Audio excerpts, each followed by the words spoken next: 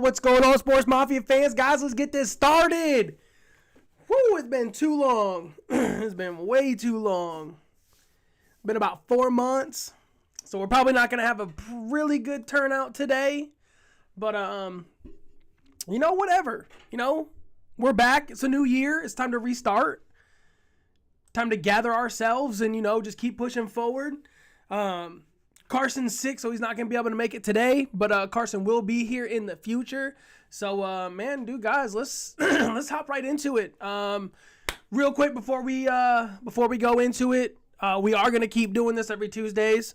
I am going to post a video every single day at 7 o'clock. Well, I'm sorry. I'm going to post a video every single day around 8:30, 8:30 on TikTok, on Instagram, on Facebook, on YouTube. So you guys can follow, subscribe, like, tell your friends, do all that for us. This is something that we've been trying to do for months now, you know what I mean, to come back and regroup. But, we're back, we're here, we're ready to go. Let's hop into the BCS CFP National Championship. So, I'm a Michigan fan. I'm everything Detroit. I'm not a Michigan State fan whatsoever. I am a Michigan University fan. I am a Detroit Red Wings fan. I am a Pistons fan. I am a Lions fan. And none other than I am a Vipers fan as well. That is the Detroit Red Wings underclass for hockey. It's pretty cool. It was very, very exciting to watch the game last night. I was actually very, very pleased to watch Jim Harbaugh take this Michigan team and actually do something. What a game last night. Yo, dude, real life, for sure, 100%, man. It was a crazy, crazy, crazy game. The only thing that I have a takeaway for of this game is that there was a lot of penalties called on both sides that weren't called. They were just letting them play. There was a lot of pass interference calls that should have been called on Washington, but it was not. There was a lot of holding calls on Michigan that should have been called, and there was not. But this is what we're going to talk about here. When you throw the ball 51 times, okay, Washington's quarterback threw the ball 51 times. 27 out of 51, he's got a 93.6 passer rating. He had 1 touchdown, 2 interceptions, and 1 sack. The thing that killed Washington the most is that they were not able to stop the run. If they were able to stop the run, this would have been a little bit different here, okay? So let me tell you how I believe the game would have went. I think the game would have came down to 13-17, and it would have came down to Washington in the fourth quarter, either going for it on fourth down and 4 from like the 40-yard line or something like that. But to be strictly honest with you, Michigan just played better defense. They blitzed every single time to put pressure on that quarterback, every single time. 51 attempts and only 27 were completed passes. That's really, really, really good for this Michigan defense. 255 yards passing with 1 TD. Washington just couldn't get the run. Their guy, Johnson, was hurt. 11 carries for 33 yards, man. He was hurt. He couldn't plant on that left foot to go left. He couldn't do really much with that ankle injury. Paxton comes in. He gets a rib injury. To me, I thought it was maybe like his appendix ruptured or something, because he was holding it so much, and he wasn't holding it up here. He was holding it more down here. So to watch him have those types of injuries, along with that foot injury and now that rib cage injury, man, I am very, very thrilled to watch him come in and be able to finish this game. But man, you were already down 13-34. I don't know what I would have done in his situation, but if I'm looking up at the clock and I'm like, man, it's 13-34, if I was a coach, I would have pulled him out. But that's just me. A Doomsday, they didn't give him the ball enough. He had 5 receptions for 87 yards with the 44 long. That is Washington's go-to, is the deep ball. They've completed 20, I think it was 30-something% of 20-plus yard deep passes this season. And that's crazy. That's an amazing thing. And Texas, just couldn't stop that. But Michigan was able to stop that with these blitzes. They were trying to do play action passes and trying to get something open, trying to get something to work, and it just wasn't going in their favor. But I will say this, though, on Michigan's side, they did have over 200 yards. They had, to be exact, 238 yards rushing. Both of their running backs had 2 touchdowns each. So what you're telling me right now is Michigan, and I hate hearing all of these people keep saying that, oh man, we're Michigan, I hate Michigan fans, and nah, nah, nah, nah. Dude, how the hell can you hate Michigan fans when we haven't won anything since 97? Since 97. You're going to say that you hate Michigan fans because we haven't won anything since 97? I'm so surprised at why nobody hates Georgia Bulldog fans. They think that they're just the greatest thing of all time. Same with Alabama. But now that there's a new crown, there's a new leader, there's a new winner. Now it's no more Bama. There's no more Georgia this year. That's what we all wanted to see. We want to see new teams in the BCS championship. That's why next year, they're going to do this, I think it's either 8 or 12-team playoff. That's going to be phenomenal. To me, that's going to be awesome to watch. LaDonna, what's going on? That is going to be more exciting because you never know what could happen. The number 12 seed could actually win the BCS championship. That would be amazing to watch. So next year, Washington actually has a chance. They all just got to get healthy and come back and actually perform the way how they have been performing. Those deep ball passes, you need to work on it against the rushes. You need to work on it against the blitz. If you constantly had it going, who knows what would have happened. But the play action stuff, you weren't fooling nobody on this. McCarthy had 140 yards with 18 attempts with 10 completions. He had 120.9 passing ratio. He had 1 sack. He had 0 interceptions, 0 touchdowns. I just got to say that the running backs in this league, the running backs are the ones that carried this Michigan team to win. Dog fans and I was cheering for Michigan because they got rid of the evil Clemson Tide. Yep, well, look, we're the Michigan Wolverines. We're here to eat everything. That includes bulldogs and that includes elephants. Roll Tide. No, sit down, Tide. There is no Roll Tide here today. There's no hurricane coming through. So now let's move over. So let's talk about the NFL. So we're going to get right into the NFL. Let's talk about the coaches that are getting fired. Okay? People are all upset. And I'm going to get to it about the Tennessee Titans head coach being fired. And I'm going to get into it. I'm just going to tell you guys the way how I see it and how I think. Because here's the problem. We'll just get to it in a minute because I'm just going to go on about it. So the Carolina Panthers fire their head coach, Frank. Las Vegas Raiders, Josh McDaniel. The Chargers, this is a surprise. Los Angeles Chargers fire Brandon Staley. The Atlanta Falcons fire Arthur Smith, which should have been done a long time ago. I feel like it should have been done last year, but, I'm not the owner. Washington Commanders, finally, Ron Rivera is now out of the league. I don't think anyone's going to hire him, man. I hope nothing but the best for him. He has been a great coach for the Carolina Panthers for so long. He didn't do the best at Washington. Now that I think that, who's their offensive coordinator? I can't remember his name, but I think that he's going to be the head coach of the Washington Commanders now. He's a little bit more stricter, a little bit more direct, and I feel like that this young man coming into the role of Ron Rivera is going to take over this. The Tennessee Titans, okay. So let's talk about this real fast. Mike Vrabel gets fired, right? He is gone after 6 seasons. Now I want you all to listen. Okay, hear me out. 54-45 is his record. 54-45. That's terrible. That's terrible. As a head coach, to me, that's terrible.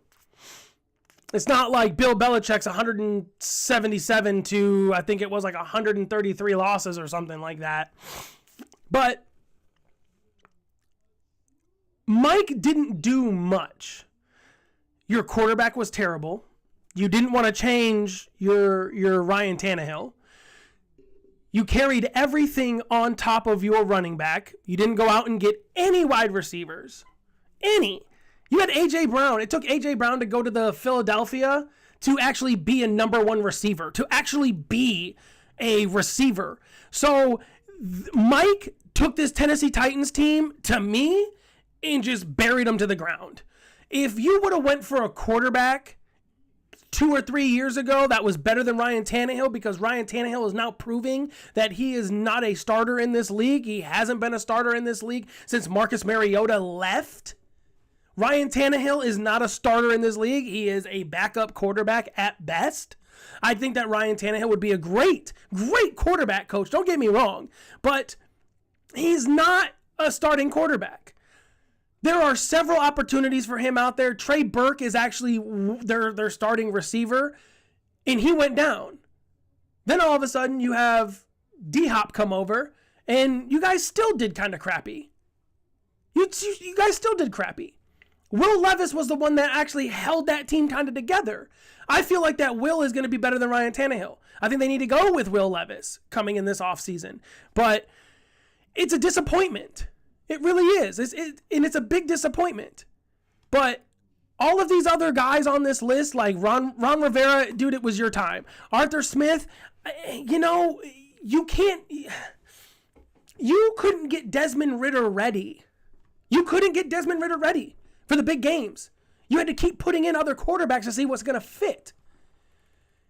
Jesse Bates played better than A.J. Terrell this year. Why? It's because they're not developing these players. Desmond Ridder could have been a great quarterback in this league, but they decide not to give him the opportunities that he needs, the tools to do it. They gave him the opportunities. Let me take that back. They gave him the opportunities. They just didn't give him the tools. So what you're telling me is that watching this Desmond Ridder guy coming in as a rookie said, well, I'm not leaving Atlanta until I win them a Super Bowl. Looks like your time is up now, because no one's going to want to come. Jim Harbaugh, if he comes over there, he's just going to be the laughingstock of the NFL because they have nothing to offer him. But now Jim Harbaugh, yo, what's up?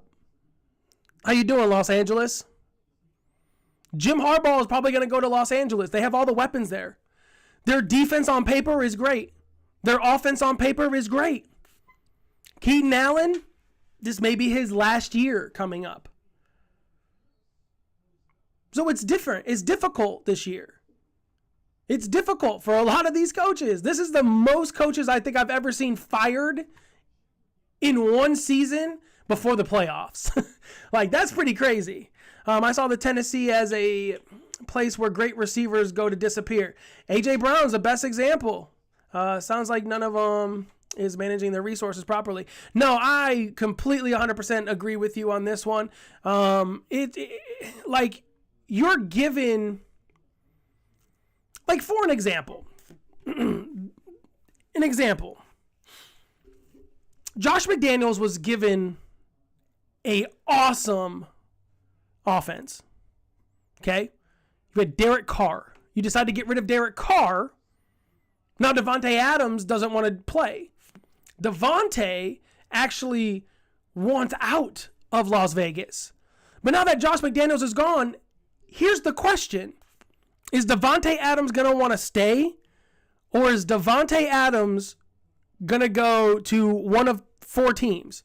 Is he going to go into the Jets? Play with Aaron. Is he going to go to the Texans? Even though the Texans don't really need a wide receiver, but it would be nice to have Nico Collins, Tank Dell, and Devontae Adams. So there's a lot of questions that are here. Is he also going to go to Atlanta if Jim Harbaugh decides to go to Atlanta? Then what are you going to do?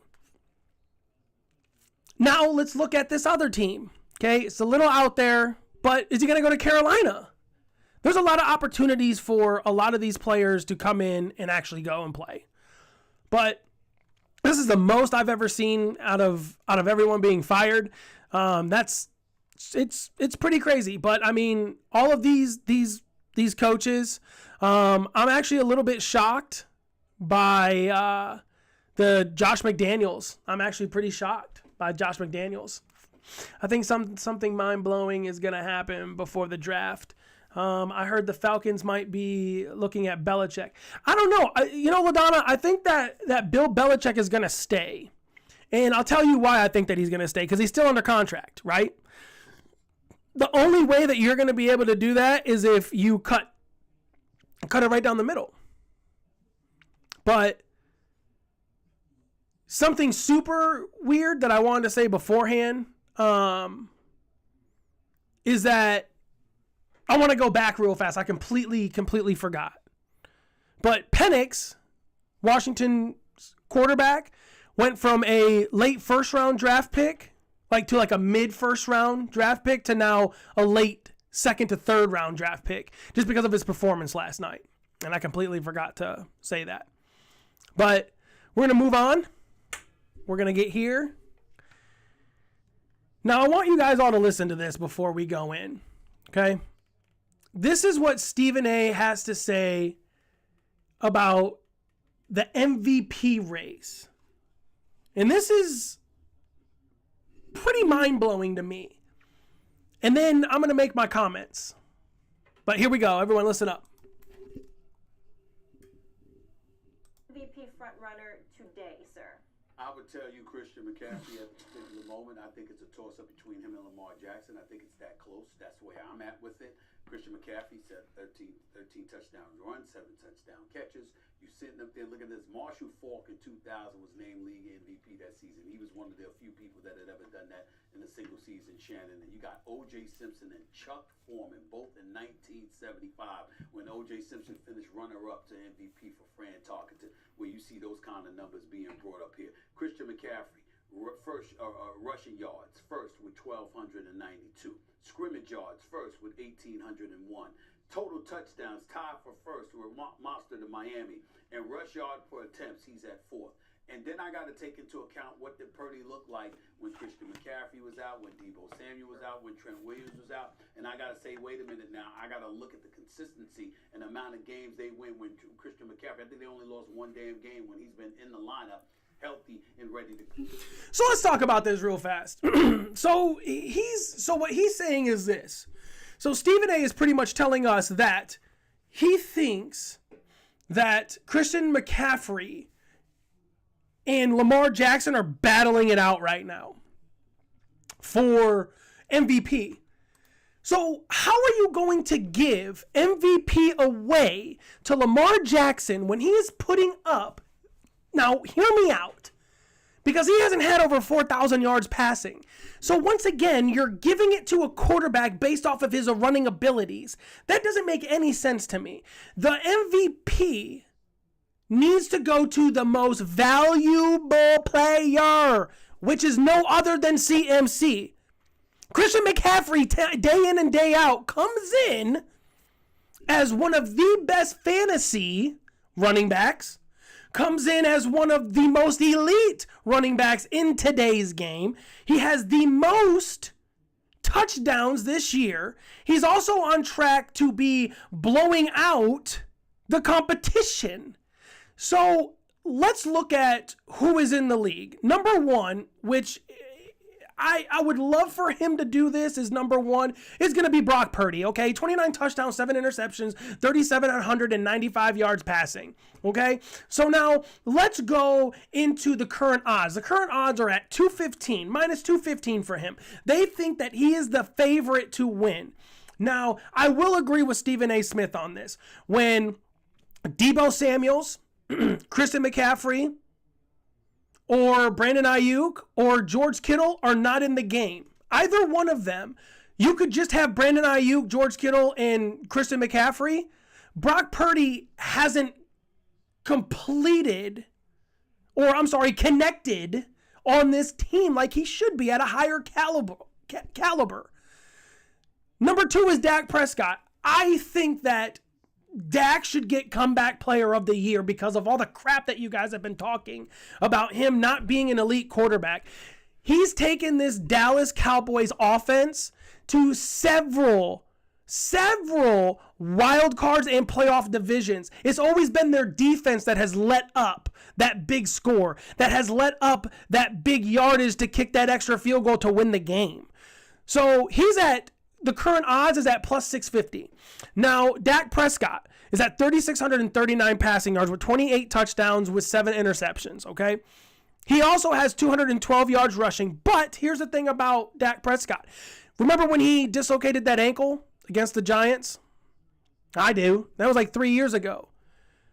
He's timid to run the ball. I think Dak would be the number 1 spot if he wasn't timid to run that football anymore. He has 2 touchdowns on the year, but I feel like that Dak used to be a scrambler. He used to be that runner. Now he's more of a, I'm just going to sit in the pocket. I'm going to wait.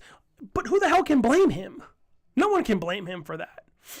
Now let's look at Josh Allen. Josh Allen is number 3 on this list, which I highly disagree. I feel like that the next person on this list should most definitely be Tyreek Hill. Tyreek Hill should be number 3. Josh Allen, I do not think that deserves to be on this MVP list. 3,541 yards passing with 26 touchdowns and 14 interceptions. Current odds are at plus 1,000. He's got almost 400 yards rushing with 11 touchdowns on the rush, but that's the reason why he's in this conversation is because of the rushing. He's not in this conversation because he's winning games with his arm. He's winning games on the run. That is not what I want to see as an MVP caliber quarterback. That's not what I want to see. That's Lamar Jackson. Now let's talk about Lamar. There are people that are blowing Lamar Jackson out in passing yards and in touchdowns. Lamar Jackson has 3,105 yards passing. Get him out. Lamar Jackson is not a starting quarterback. Sorry, you can shoot shots at me all day long, but this is a hot take now. Lamar Jackson is a second string quarterback.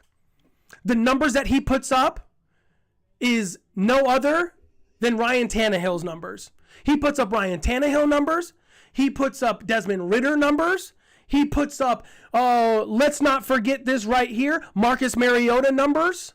He doesn't do it. Lamar Jackson is not a MVP candidate. He is not a first round, he's not a starting quarterback in this league. 17 touchdowns, 7 interceptions. This is why he's in for the MVP, and this is what pisses me off. This is just a participation trophy award right here. 741 yards rushing with 5 TDs. His odds are plus 450. That's why he's in it, because of the rushing. It has nothing to do with his arm. Don't tell me that he hasn't had receivers. Mark Andrews, receiver. Zay Flowers, receiver. Marquise Hollywood Brown, receiver. Oh, but he hasn't had any running backs. That's why you just keep running the ball. No, shut the hell up. Who cares why he has to run the ball? Doesn't matter. He's still on a first round bye. Still on a first round bye. Number 5 is Tyreek Hill. I feel like that Tyreek needs to be higher up. 1,542 yards receiving with 12 touchdowns. His odds are at 3,300. Plus 3,300. Other news. The ones that have just missed. Tua, Patrick Mahomes, CJ Stroud, Myles Garrett was also voted in. Matthew Stafford, Gunnar Minshew, which I don't understand why Gunnar Minshew or Trevor Lawrence was even voted into this, because Trevor Lawrence and Gunnar Minshew has had the worst season of their time, of their career. Baker Mayfield should most definitely be within that comeback player of the year award. I also feel that, that he deserves to be back as one of the most for the best comeback player of the year. All right. So let's go over to the AFC NFC playoffs. Let's get this ball rolling. AFC, this is how it's going to go. Number 1 is the Ravens. 2 is the Bills. 3 is the Chiefs. 4 is the Texans. 5 is the Browns, 6 is the Dolphins, 7 is the Steelers. Ravens get a first-round bye. Bills versus Steelers, 2 versus 7. Chiefs versus Dolphins, 3 versus 6. Texans versus the Browns, 4 versus 5. I think that the Bills are going to beat the Steelers. Hands down. Beat the Steelers. It's game over. Chiefs are going to lose to the Dolphins. The Browns are going to beat the Texans. The only reason why I say that the Browns are going to beat the Texans is because no Tank Dell. Tank Dell would have opened up that defense for the run game, for also to have C.J. Stroud to have more time. I think that Myles Garrett is just going to eat this offensive line up. I also believe that Joe Flacco won me a Super Bowl. 169 points, baby. That's all it took. That's all it took. The NFC, we got the 49ers on a bye. Yep, that's true. Yo, what's up, JoJo? How you doing, bud? NFC, we got the 49ers. Number 1, first round bye. 100%. We all knew that was going to happen.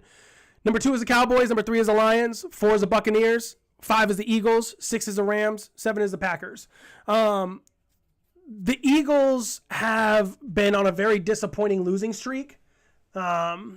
It's kind of sad to see the Eagles on that losing streak. But I will say this though, the Eagles could turn it around.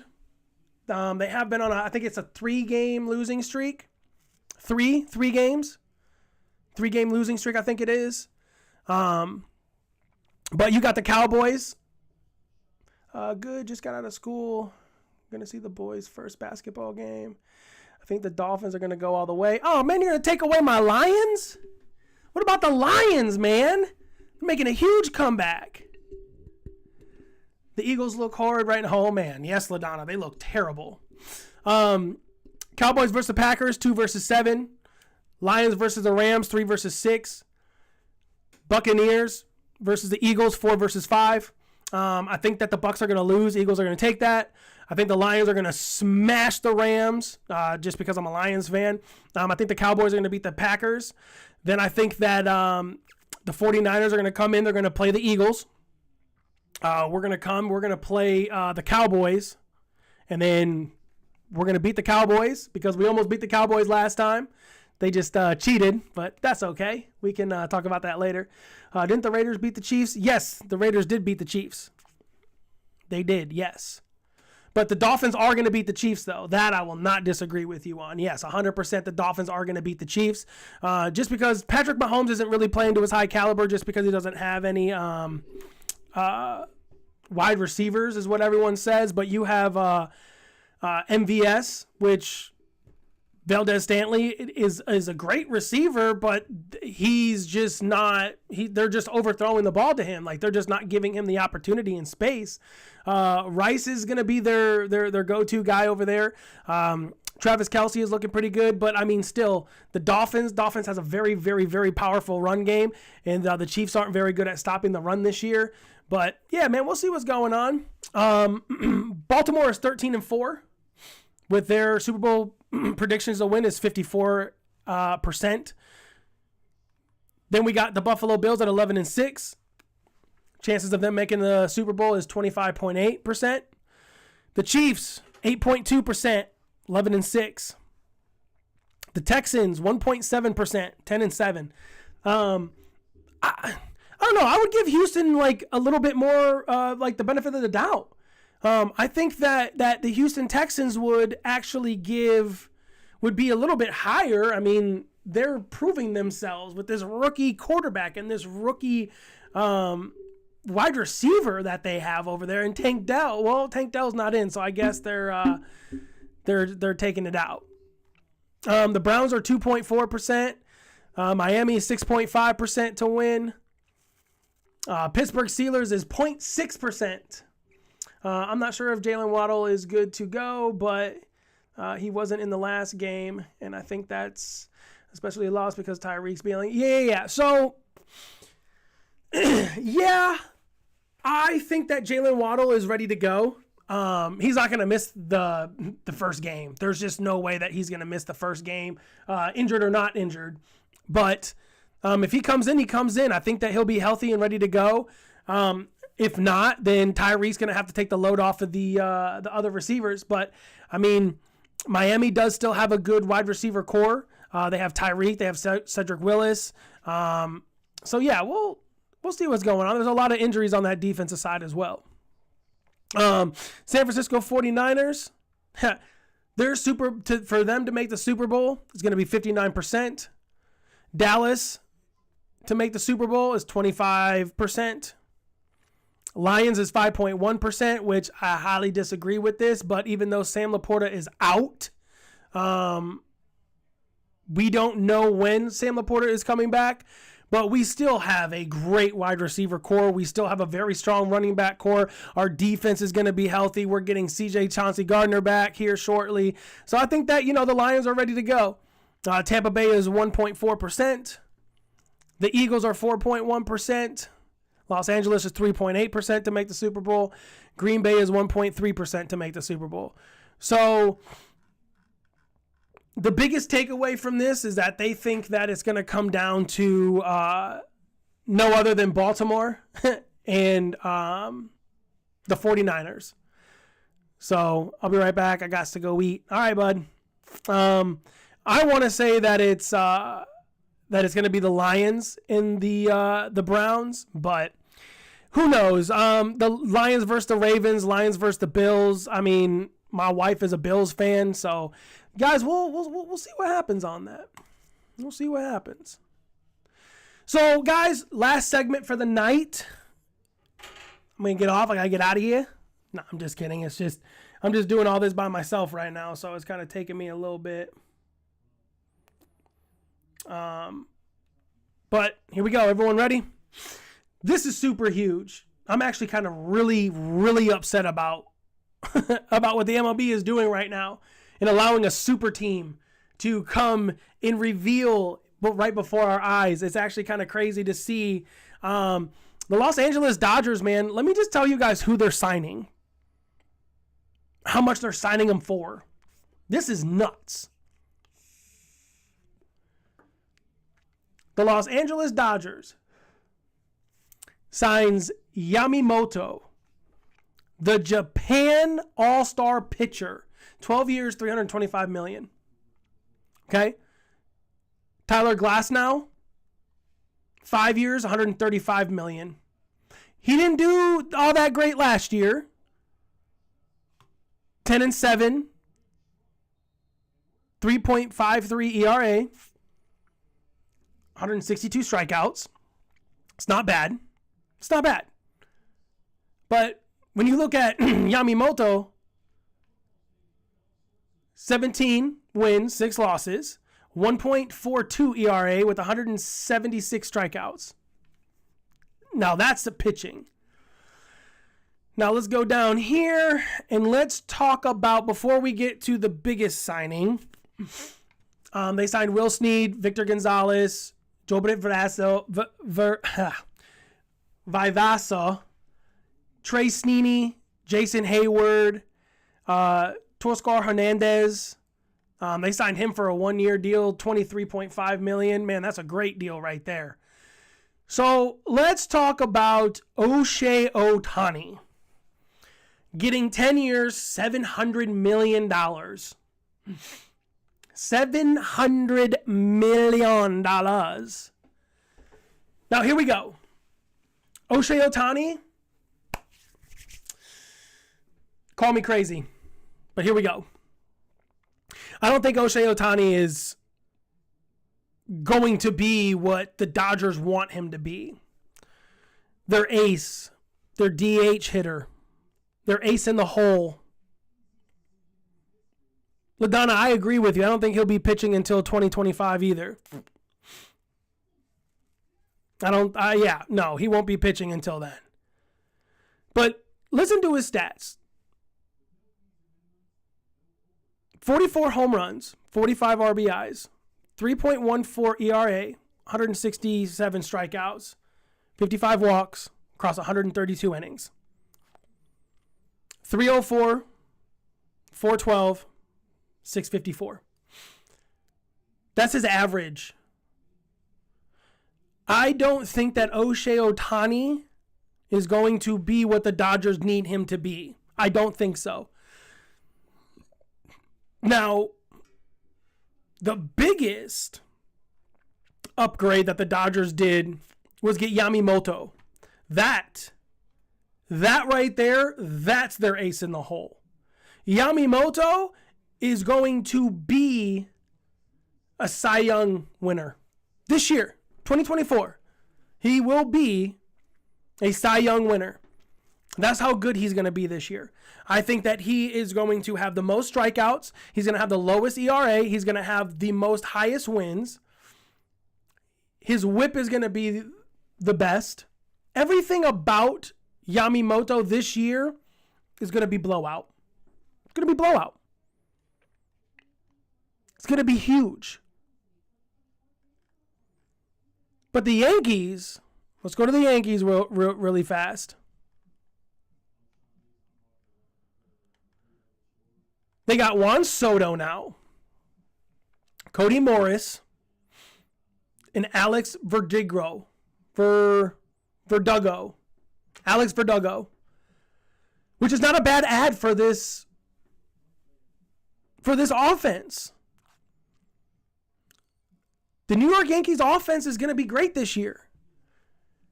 And their defense is going to look pretty damn good as well. But I want them to put in Jason Dominguez. Let me get some hearts for that. Jason Dominguez. Where is Dominguez? Jason Dominguez, baby, all day.